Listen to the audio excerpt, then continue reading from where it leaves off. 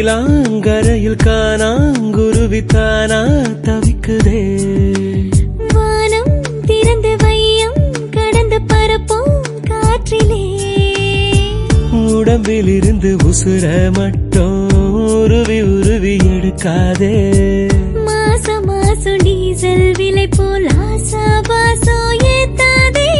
புடவ துவைக்கும் துறவிய போல முடியா முடிக்கிறேன்.